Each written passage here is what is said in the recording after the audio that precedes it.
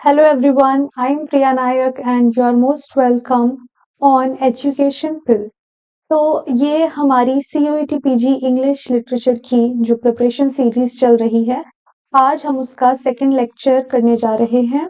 इसके अलावा मैं आपको बता दूं कि we are also doing this free 5000 MCQ series where we are solving 50 questions in a class, है ना। तो आप इसको भी ध्यान से ज्वाइन कर लीजिएगा। कल ये होगा, ऑल्टरनेट डेज पर हम कर रहे हैं। मंडे वेंसडे फ्राइडे को क्लास अपलोड होगा and on the alternate days we will be doing free MCQ series. ठीक है। इसके अलावा आपको स्क्रीन के ऊपर ये नंबर भी दिख रहा होगा। For any free guidance you can contact on this number.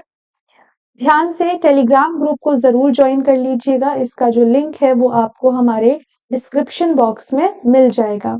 इस टेलीग्राम ग्रुप पर आपको क्लास रिलेटेड अपडेट्स और जो फ्री स्टडी मटेरियल है वो प्रोवाइड किया जाएगा। ठीक है, तो ध्यान से आप टेलीग्राम ग्रुप को जरूर ज्वाइन कर लीजिए। अगर आप हमारे चैनल पर नए हैं तो मैं बता दूं कि because this series is going to be really very helpful, तो आप प्लीज हमारे चैनल को सब्सक्राइब कर लीजिए।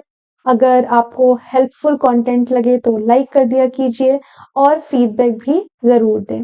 आज का हमारा कोटेशन है, it matters not what someone is born but what they grow to B.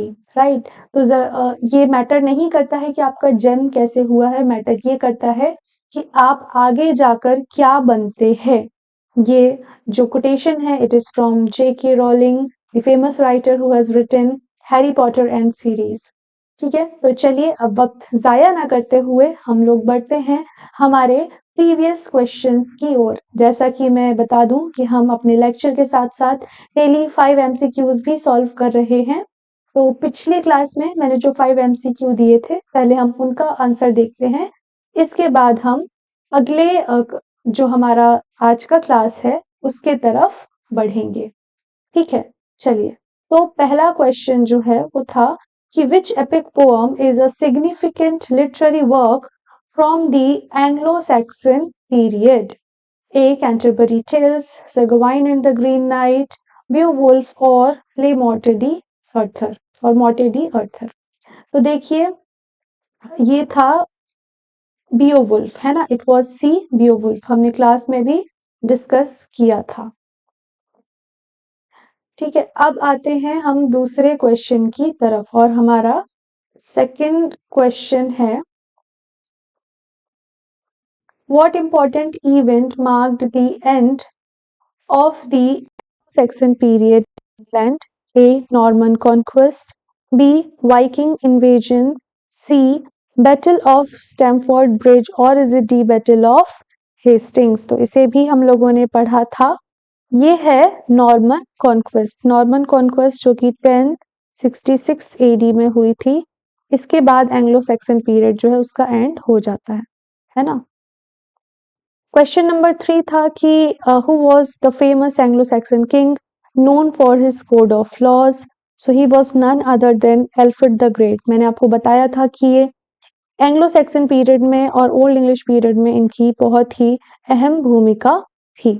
ठीक है, फिर है which historical and cultural influences are often associated with the Anglo-Saxon period। So we discussed in detail कि Celtic tribes and Viking invasion की वजह से क्या influence वहाँ पर पड़ा था। तो ये उस वक्त का एक बहुत ही important historical event है। Then comes question number 5. Which literary device is commonly found in Anglo-Saxon poetry characterized by the repetition of initial consonant sounds?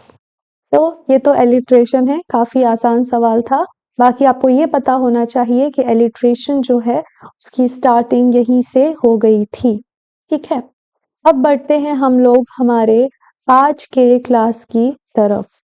आज हम शुरू करने जा रहे हैं मिडिल इंग्लिश पीरियड, जिसका टाइम स्पैन है 1066 टू 1558 AD।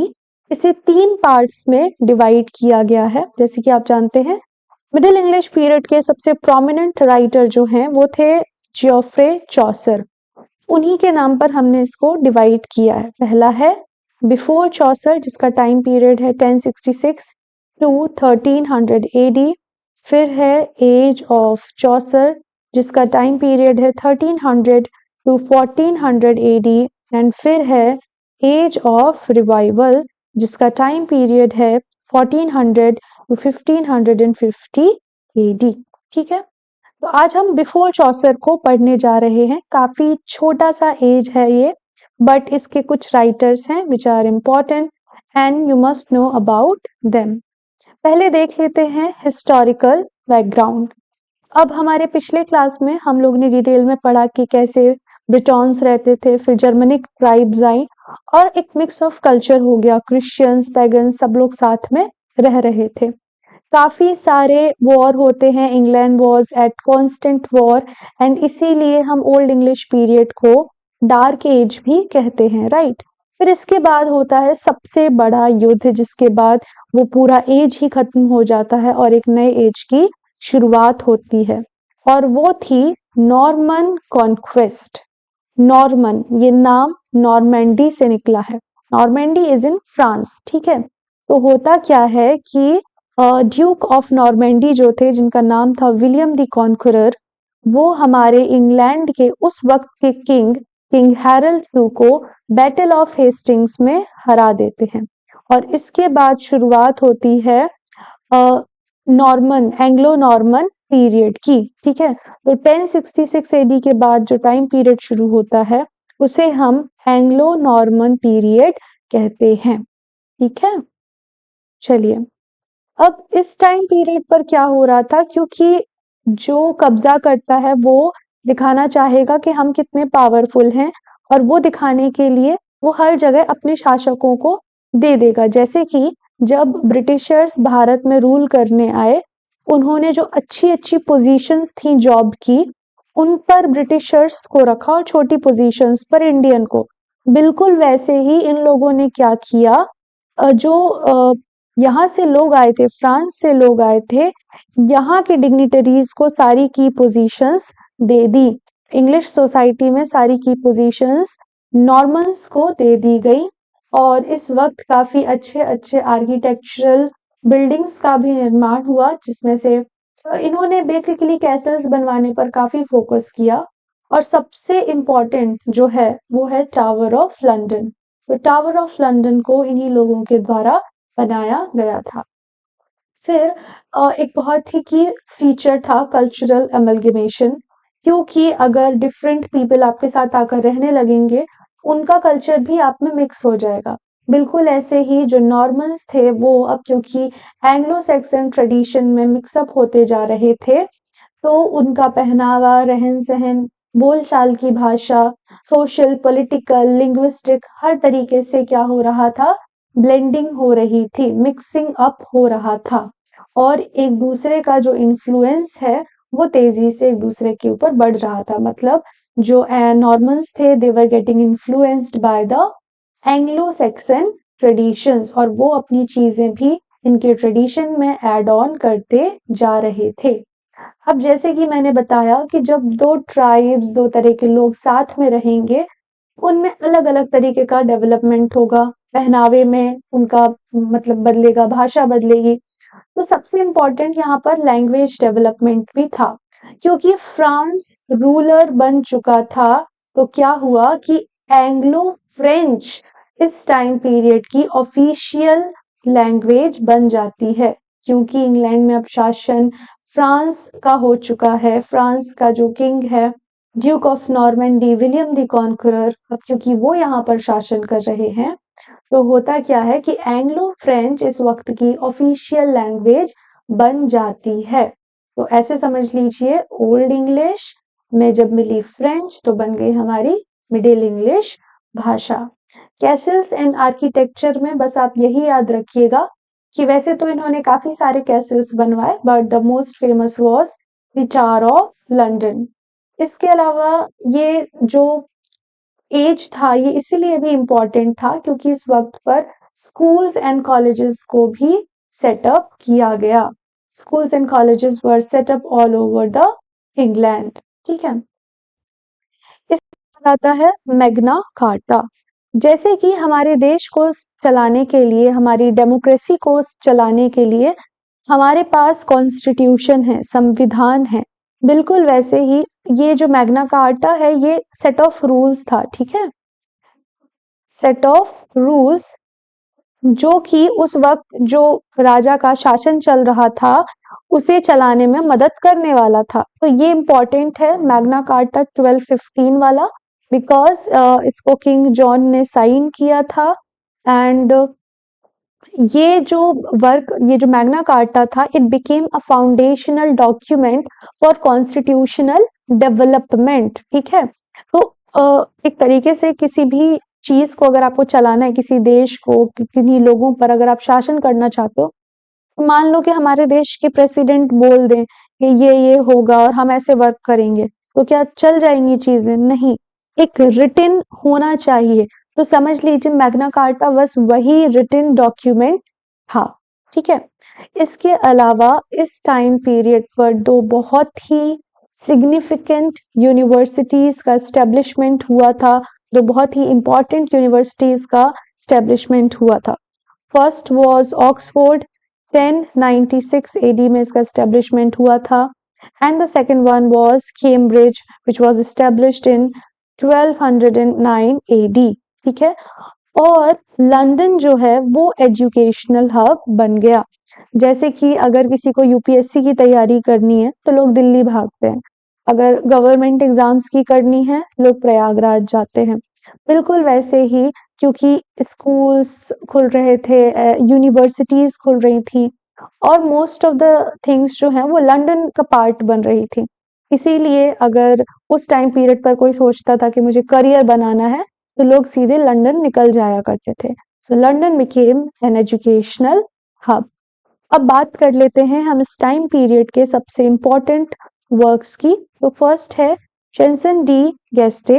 ये जो है ये ओल्ड फ्रेंच एपिक पोइट्री का ही एक जॉनर था जो मिडिल इंग्लिश पीरियड में फ्लरिश करता है, ठीक है। ये जो पोएम्स थे ये टिपिकली वर्स फॉर्म में लिखी जाती थी, और they used to narrate heroic deeds often centered around historical और legendary figures। तो होता क्या था, उस वक्त के जो सबसे फेमस नाइट्स हैं, जो सबसे फेमस किंग हैं, उनके ऊपर ये हीरोइक डीड्स लिखे जाते थे, ठीक है। ये जो टर्म है अगर हम इसे इंग्लिश में ट्रांसलेट करें तो it is song of deeds और song of exploits, but song of deeds ही ज्यादा फेमस है, ये आप याद रखिएगा कि चेंसन डी गेस्टे, जिसे हम सॉन्ग ऑफ डीड्स भी कहते हैं, ये बेसिकली उस वक्त के हिस्टोरिकल और लेजेंडरी फिगर को एड्रेस करके ये जो पोएम है उनके बारे में लिखी जाती थी, उनके बारे में उनके जो हीरोइक डीड्स हैं उनके बारे में स्टोरीज इसमें गाई जाती थी, ठीक है।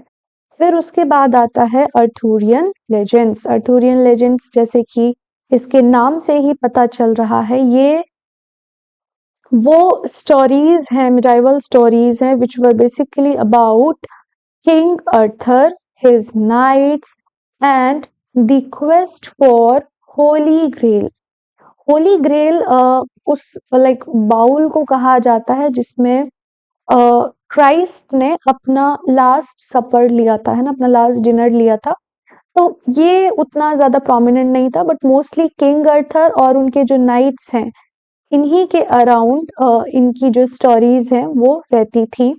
बस इतना ही याद रखिएगा, अर्थुरियन लेजेंड्स मिडाइवल स्टोरीज थी, they were about King Arthur, his knights, and जो भी उनके अराउंड कोई भी स्टोरी बना के लिख दी जाती थी।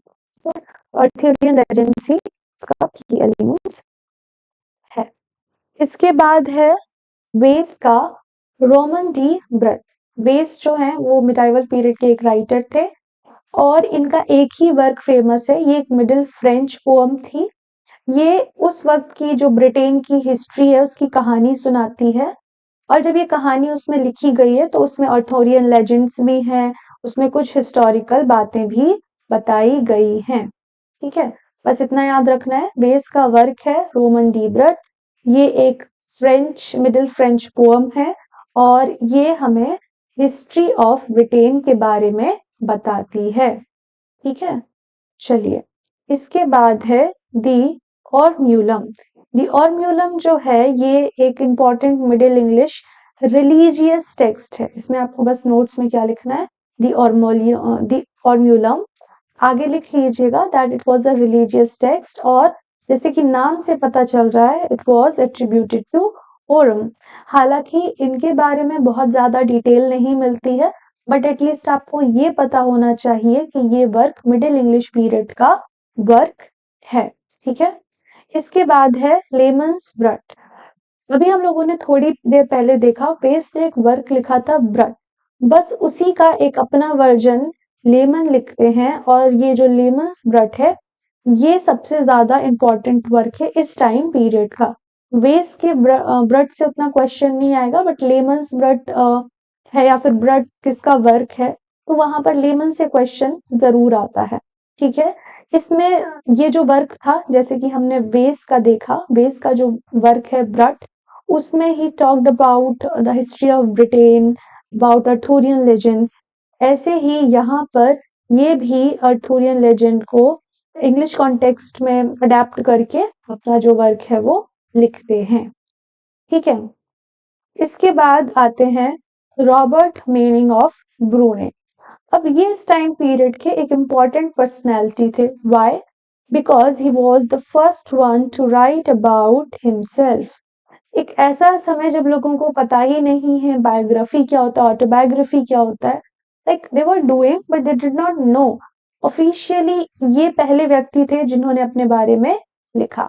ठीक है, इसके बाद कुछ और इम्पोर्टेंट वर्क हैं इस टाइम पीरियड के, बस आप उनके नाम ही नोट कर लीजिएगा तो काफी है। जैसे कि वॉयज ऑफ सेंट ब्रेंडन है ना, ले रोमन डी फॉर्च्यून, क्लीनलीनेस, पेशेंस, और history of kings of Britain, ये इम्पोर्टेंट है। और ये लिखा था जियोफ्रे ऑफ मनमोथ ने। ठीक है, तो ये सारे जो वर्क्स हैं वो आप नोट कर लीजिएगा। और मैं फिर से बता दूं कि ये जो मैंने जो भी आज के क्लास में इंक्लूड किया है उसमें मैंने जो अपनी प्रिपरेशन के टाइम नोट्स बनाए थे वो इंक्लूड किया ही है।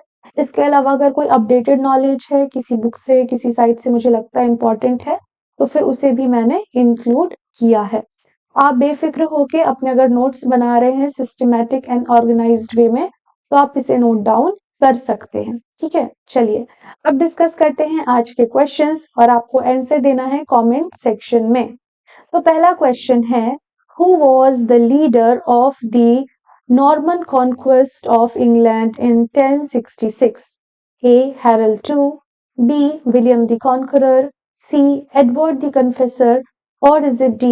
Alfred the Great? इसके बाद है question number second, which legal document signed in 1215 is often considered a key development in limiting the power of the monarchy during the Anglo-Norman period? Magna Carta, Domesday Book, Executor Roll, Statute of Westminster. What language resulted from the fusion of Old English and Norman French during the Anglo-Norman period? A. Middle English, B. Old French, C. Anglo-Saxon, or is it D. Latin? Fourth question is, which English university was founded in 1209 during the Anglo-Norman period? A. Oxford, B. Cambridge, C. Harvard, or is it D. Sorbonne? ठीक है, फिर है question, what term is used to describe the medieval French narrative poems that celebrate the heroic deeds of warriors? Troubadours, chansons de geste, sea minstrels, or is it D. ballads?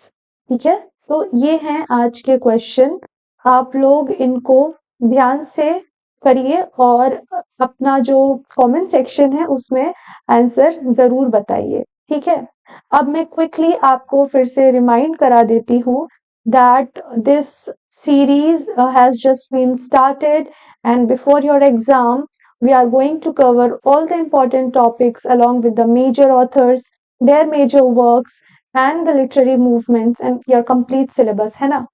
अगर आपने अभी तक channel को subscribe नहीं किया है तो subscribe करने के साथ-साथ do hit the bell icon, ताकि जब भी मेरा क्लास होता है तो आपको नोटिफिकेशन मिल जाए। अगर आपको वीडियो हेल्पफुल लगा हो तो लाइक कर दीजिएगा। अपना फीडबैक ज़रूर दीजिए, है ना? Your feedback is my biggest motivation, so do not go without leaving your feedback. और अगर कोई आप किसी को जानते हैं जो तैयारी कर रहे हैं इंग्लिश लिटरेचर की, आप उन्हें वीडियो शेयर भी कीजिएगा। Why? Because it is completely free of cost and इससे उनका काफी हेल्प मिलेगा उनको। बिकॉज जो कंटेंट है ये बिल्कुल प्रीमियम है, ऐसा बिल्कुल भी नहीं है क्योंकि हम अगर इसे फ्री में ला रहे हैं तो इसमें कोई भी कमी है। आपको बिल्कुल ऑर्गेनाइज्ड एंड सिस्टमेटिक वे में सारी चीजें प्रोवाइड की जाएंगी। इसके अलावा ऑल्टरनेट डेज पर we are also doing this MCQ series, जहां पर एक क्लास में 50 क्वेश्चंस कराए जाएंगे। तो इससे आपका काफी अच्छा प्रैक्टिस हो जाएगा, है ना? Last but not the least, do not forget to join the Telegram group as all the important information will be provided on our Telegram group. ठीक है, चलिए तब मिलते हैं हमारे अगले सेशन में। Till then signing off. Keep studying, keep revising, and wish you all the very best with your preparation.